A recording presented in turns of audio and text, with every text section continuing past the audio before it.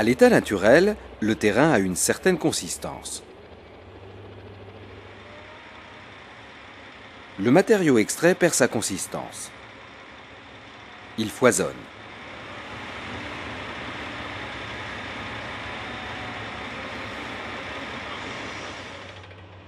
Le compactage permet de redonner de la consistance au matériau jusqu'à obtenir les performances exigées par le marché. Voici l'effet du compacteur au cœur du matériau, grossi 100 fois. L'objectif du compactage est d'arranger les grains en les rapprochant les uns des autres. Pour cela, le matériau doit avoir une certaine teneur en eau. Effectivement, le bon dosage en eau présente à la surface des grains facilite leur déplacement. Elle sert de lubrifiant et assure la cohésion. Le rapprochement des grains augmente les surfaces de contact. Le collage des grains est amélioré. Lorsque l'eau manque, les grains ne glissent pas entre eux et ne comblent pas les vides. Il y a moins de surface de contact. Le collage est moins bon. Lorsqu'il y a trop d'eau, le collage n'est plus assuré. Les grains glissent entre eux et se séparent.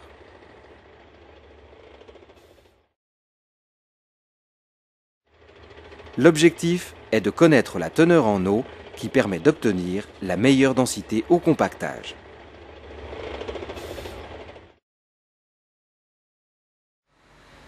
L'essai Proctor permet de définir cet optimum. Par temps très sec, le matériau est difficilement compactable et sa densité faible.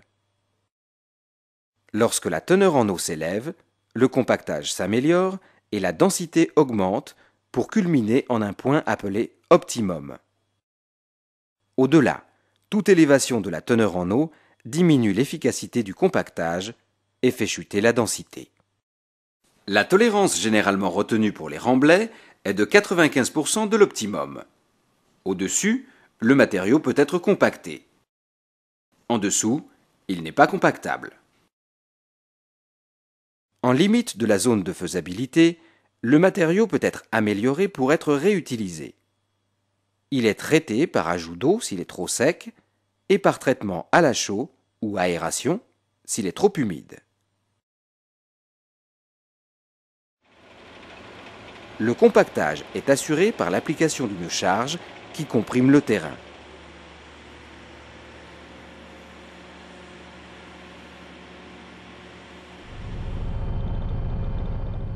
Son efficacité peut être améliorée par une vibration.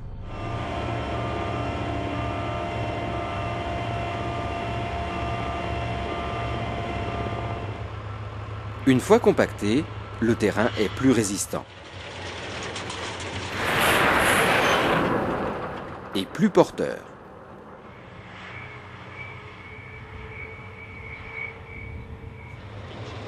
Il existe différents types de compacteurs. Les compacteurs à pied dameur, type Tamping. Ils permettent de compacter tout en fragmentant le matériau. Une variante existe en rajoutant de la vibration. Les compacteurs vibrants à cylindre lisse, polyvalents et particulièrement efficaces. Les compacteurs à pneus, plus particulièrement réservés aux couches de forme et de chaussée. Une variante associe les deux techniques du cylindre lisse vibrant et du pneu. Leur choix est effectué en fonction du matériau et des rendements à obtenir. Chaque compacteur, en fonction de son poids et du matériau, agit jusqu'à une profondeur limitée à quelques dizaines de centimètres.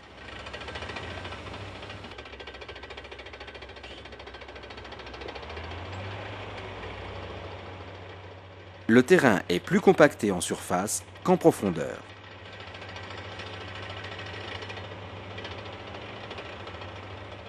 À chaque passage, une énergie complémentaire est apportée à l'ensemble de la couche. Pour obtenir une compacité suffisante en fond de couche, il faut passer plusieurs fois. Pour monter un remblai, il faut superposer un ensemble de couches. Leur épaisseur est définie par le type de compacteur et la classe de matériaux utilisés.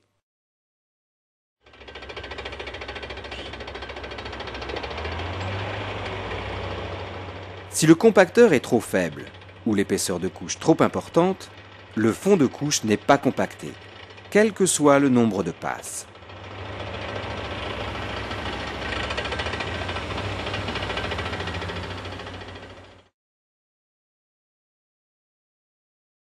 Le remblai est monté. Les parties basses des couches ne sont pas compactées. Sa stabilité n'est pas assurée. Le remblai se tasse et des ruptures peuvent se produire. Ici, une couche de 40 cm correctement compactée. Elle résiste à la contrainte prévue.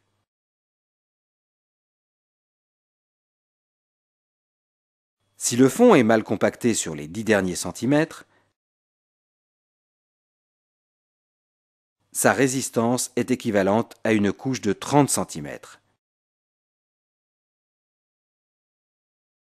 Elle cède. Un tableau permet pour chaque type de compacteur et de matériau de connaître l'énergie nécessaire pour un compactage optimum. Pour un compacteur V5 et une énergie de compactage moyenne, l'objectif de qualité est d'avoir un Q sur S de 0,100. Si les couches sont de 30 cm, la vitesse est réglée sur 4 km/h. Le compacteur doit faire 3 passages. Si les couches sont de 60 cm, la vitesse est réglée sur 2 km/h. 6 passages sont nécessaires. Dans ce cas, le Q sur L, production horaire, est de 200. Il permet de déterminer le nombre de compacteurs à affecter pour suivre la cadence de production. L'énergie apportée par les compacteurs doit être répartie de manière homogène sur la surface des remblais. Pour s'en assurer, il faut définir et respecter un plan de balayage.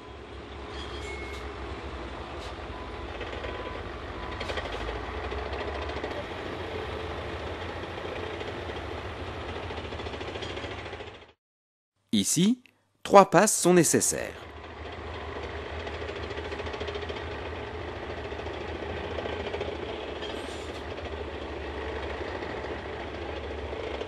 Lorsqu'elles sont réalisées, le compacteur se décale pour compacter la bande suivante.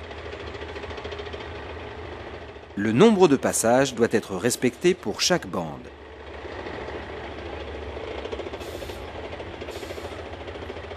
Toute la largeur du remblai doit être compactée pour assurer l'uniformité du compactage.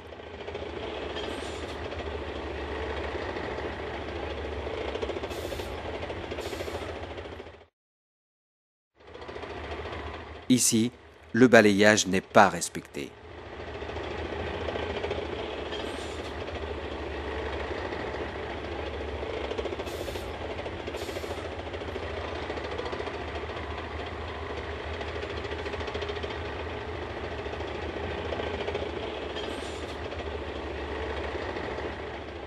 Des zones sont soit trop compactées, soit sous-compactées.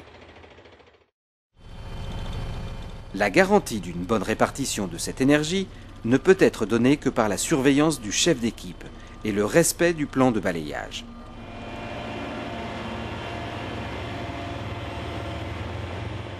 Lors de chaque décalage, une surface de recouvrement d'environ 10 cm doit être respectée.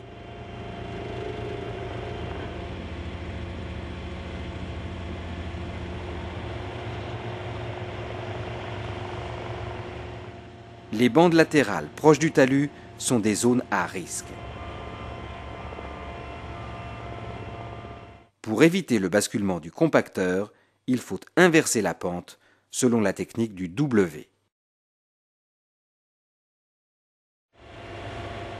Le compactage est un élément clé dans la qualité et la performance des remblais.